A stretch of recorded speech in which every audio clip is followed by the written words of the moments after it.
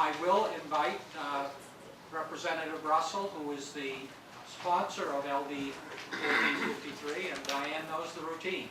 I do. Thank you very much. I can't tell you how much work has gone into this bill and how pleased I am to be before you today. Representative Plummer and distinguished members of the Criminal Justice and Public Safety Committee, my name is Diane Russell. I represent Monterey Hill and downtown Portland in the Maine House of Representatives. Before I go on, I just want to point out this binder that is in front of you.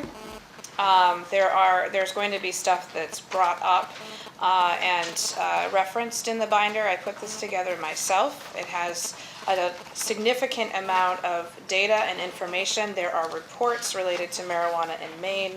There are arrest rates. There's a report regarding the decriminalization in Portugal that has made a significant difference in their public outcomes. We have memoranda from a couple of the from David Ogden, who's the Deputy Attorney General. We have some DRE standards. There's a number of things that are in here that I will reference, but I wanted to point that out, that I did not just give that to you for prudence. I gave it to you so you had some information. As lawmakers, as you know, we have a responsibility to see and to deal with the world as it is, and to judge public policy on evidence-based analysis. It is with this in mind that I stand with supporters today to support LD 1453, an act to legalize and tax marijuana. First and foremost, this bill changes the paradigm of how we look at drug policy. It is time to see these policies through the lens of public health and not through the lens of the criminal justice system.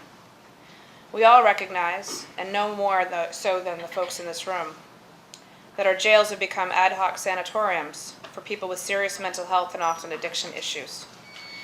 It is time to start treating addiction as a mental health issue and not a criminal justice issue. Painkillers are the drug killing Maine people, and many of those people are in my generation and the generation behind me.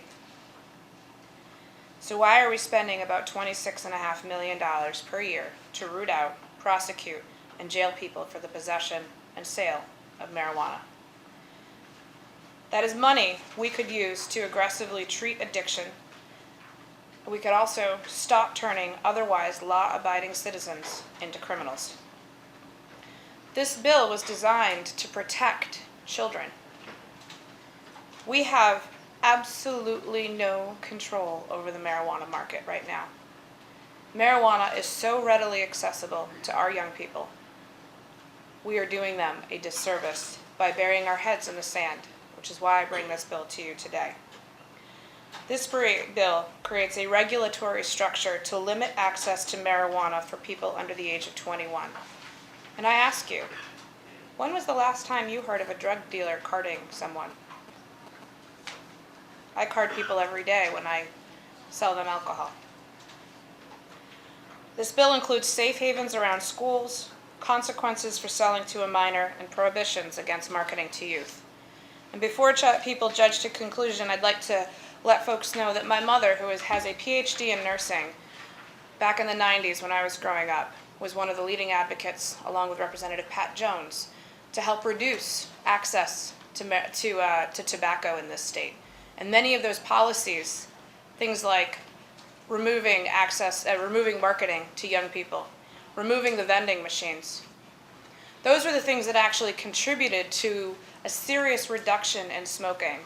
And only in the last few years, when we've started turning away from some of the policies and the marketing and the aggressive anti-tobacco marketing, only in the last few years when we've turned away from those policies has tobacco use started to tick up. My mother, in a recent conversation, said to me, plenty of people thought that I should just come out and advocate to ban tobacco. Prohibition doesn't work. This bill, by my estimates, would bring in an estimated $8.5 million in new sales tax revenue. That is just sales tax revenue. It does not include any payroll taxes, income taxes that would be coming to the state that are currently off the books. I want to address real quick the gateway myth. We hear all the time that marijuana is a gateway drug. I would submit to you that the drug dealer is the gateway. When your whole purpose is to push drugs on others, then you want to make sure that you have a clientele that is forced to come back to you. You do that by lacing marijuana. You do that by giving them free samples of cocaine or heroin. Try this, you'll like it. That's the gateway. You know, I was on a radio show recently and I was mentioning this, and the radio show host was formerly an addict. And I said they lace it with crack cocaine and they lace it with heroin and other things. And he piped in and he said, or angel dust. He now teaches young people black belt, so that karate, so that they make sure that they follow a different path than he did. He said they lace it with angel dust. And I said, yeah, I suppose they do. He said, that's how I became addicted.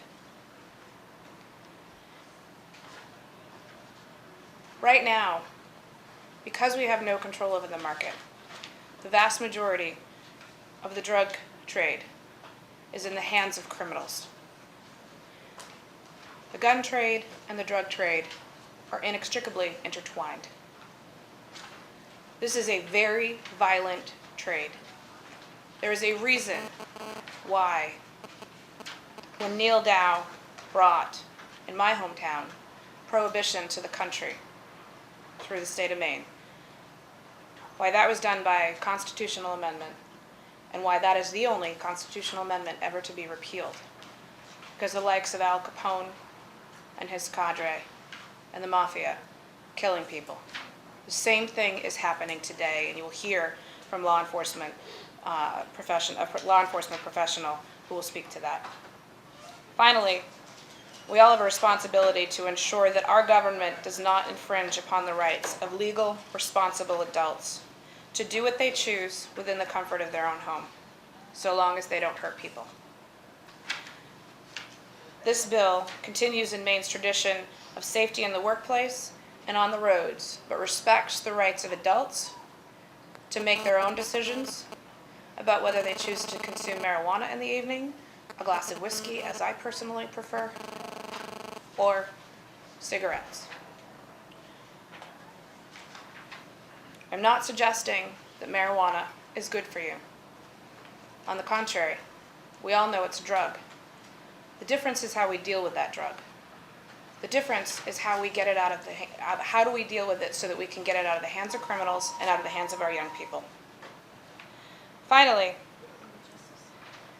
I'm going to ask that folks, if they consider moving forward on this, and I would hope that you do, I would hope that you realize that this is not a fringe issue. This is a mainstream issue. It is so mainstream that it was sort of central to the presidential debate, primary debate this weekend. It is time for a responsible, thorough, and public debate based on science, evidence-based practice, and common sense. I know people who have been victims of domestic violence. I know people who have died of drug overdoses. I want to make sure that with our limited resources, that we actually fight crime that hurts people, that we actually help reduce our addiction rate. We should be a leader, a model state. We were just listed as the #1 state in the country for painkiller addiction. What we are doing is not working. My friends, Representative Burns, you're from Whiting. Many of my friends are from Washington County. Many of their friends, if they haven't left, their sisters and their brothers and their friends are caught up in drugs. My generation is in trouble. We need to make sure that we go after, that we reduce our addiction rates. And I believe that Maine could be a model for the country in how we address addiction. Marijuana is not nearly as addictive, not even remotely as addictive as tobacco, or OxyContin, or oxycodone. So I would ask you that you take this seriously and that you don't look at it through the lens of criminal justice, but that you hear the cry of my generation that wants us to allocate our resources responsibly. I've taken up too much of the time already, and I know that we have plenty of people who would like to speak, but I do want to cede the rest of my time to two gentlemen who I think who may sway your hearts and minds. One is Jack Cole. He served in the New Jersey State Police for 26 years. He specifically focused on undercover narcotics. He worked to reduce access of the drug trade often funds terrorism. And part of his responsibility was to stop that drug trade from supporting terrorism. He's also one of the founders, and he's the current chair of Law Enforcement Against Prohibition. He has some stunning statistics, and I hope you'll take the time to listen to him. Also, Denny Gallaudet. Denny was in the Peace Corps when he was younger in Guatemala, saw firsthand the drug trade there and the difference between what it was like when he was there versus what it is now. He's also a former bank president right here in Maine, and he's a retired superintendent. And now he's the treasurer of his Catholic church. These are people whose perspectives are far from the perspectives we normally hear from. And I hope that you will take the time and listen to what they have to say. And please grill them with good questions because they're very, very knowledgeable about the subject matter. So with that, I really thank you for your time. Thank you for your thoughtful and serious consideration. And please do pour through this binder. I know it's overwhelming. I tried to organize it so that it wasn't so overwhelming. There's a lot of information in here that I hope you'll find useful. Thank you. Before you yield, Representative Russell, I wanted to ask a couple of things. For Representative Libby and any other co-sponsors that may be waiting to testify, the procedure is Representative Russell is yielding some of her time, and then we'll go to co-sponsors right after that. But I did want to ask the committee if there are any questions for Representative Russell. Representative Burns? Thank you, Mr. Chair. Thank you, Representative Russell. Thank you, I Representative do Burns. appreciate your enthusiasm and your hard work. I wish that every representative who put this amount of work into a bill, we wouldn't have 2,000 bills here. Thank you. A lot more than the past, but There'd probably be a few more trees if I wasn't putting in bills. that's probably true. One statement that you made that I agree with you, and that's about my county. We're caught up in the drug dilemma. Without getting into a lot of detail, why would I want to support legalizing another drug that, depending on which expert you talk to, has some very detrimental impact on the individuals that use it? Yeah. Why would I want to support that? Can you give me a very succinct answer? I don't know if I can give you a succinct answer, but I can certainly give you a thought-out answer. How's that? And I don't mean to disparage on Washington County. I hope you didn't take it that way, because I'm also from Oxford County, and we have drug problems as well, and this is ubiquitous throughout the state. Marijuana should not be in the hands of young people.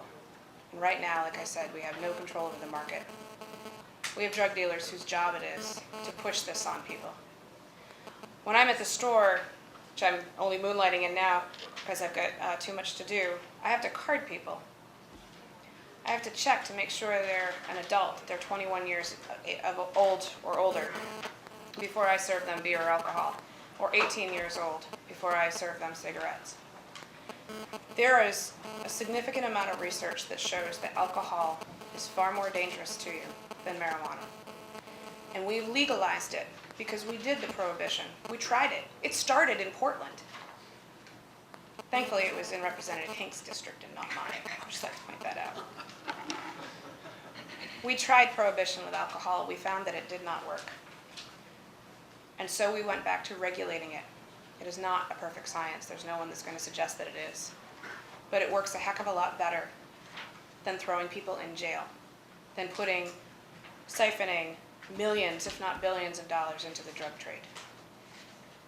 When you look at the drug trade, a significant portion of it is related to marijuana. So if we take marijuana off the streets and we actually regulate it in a responsible way, it's not concise, and I'm sorry. If we take it off the streets, we are taking a significant portion of the drug trade out of, I mean, we're actually sucking the life out of a significant portion of the drug trade. And I would point your attention to the drug arrests in Maine in the last couple of years. This is current data. And you will see, you can just look at the drug arrests. Where is it?